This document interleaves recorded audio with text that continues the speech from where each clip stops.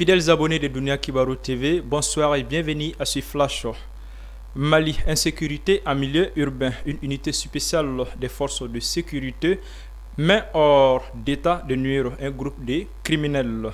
Ce dimanche 27 novembre 2022 vers 17h30, une unité spéciale des forces de sécurité a mis fin au règne criminel des narcotrafiquants qui détenaient des individus en otage près de l'hôpital du Mali à Missabougou. Partie de renseignement minutieux, l'unité spéciale des forces de sécurité est parvenue à libérer une dizaine d'otages des mains des criminels narcotrafiquants le week-end dernier.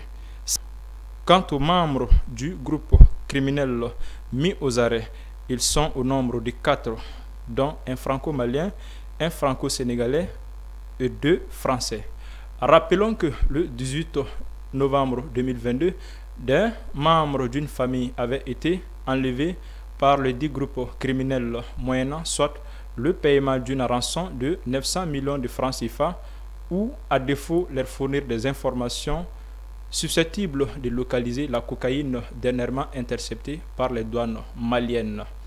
Cet événement digne d'un scénario d'Hollywood interpelle à plus d'un titre les autorités compétentes à redoubler d'efforts afin de juguler l'insécurité en milieu urbain qui redevient récurrente après un temps d'accalmie relative.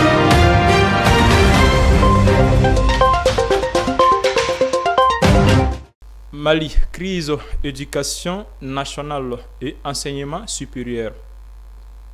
Sur toute l'étendue du territoire national, les élèves et étudiants du Mali ont repris les cours ce lundi 28 novembre 2022 suite à la levée du mot d'ordre de grève de l'AM.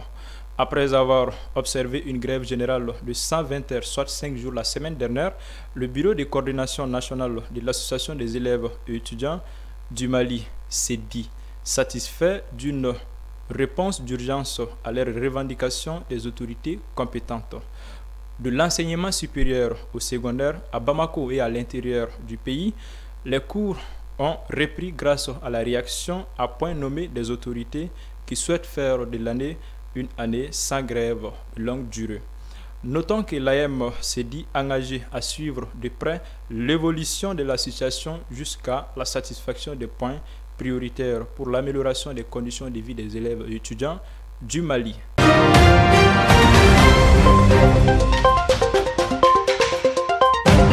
Mali politique, le Premier ministre rend une visite de courtoisie au président du CNT. Depuis son retour après 3 mois d'absence pour cause de maladie, le Premier ministre de la transition, Dr Choguel Kokala Maïga, multiplie les rencontres. Après le président de la transition, chef de l'État, le colonel Assimi Goïta, c'est au tour du Conseil national de transition de recevoir le Premier ministre. Ces visites de courtoisie avec les institutions traduisent toute la reconnaissance du Premier ministre CKM aux autorités de la transition pour leur soutien indéfectible à sa cause d'une part et d'autre part pour les efforts énormes déployés à son absence pour le Mali.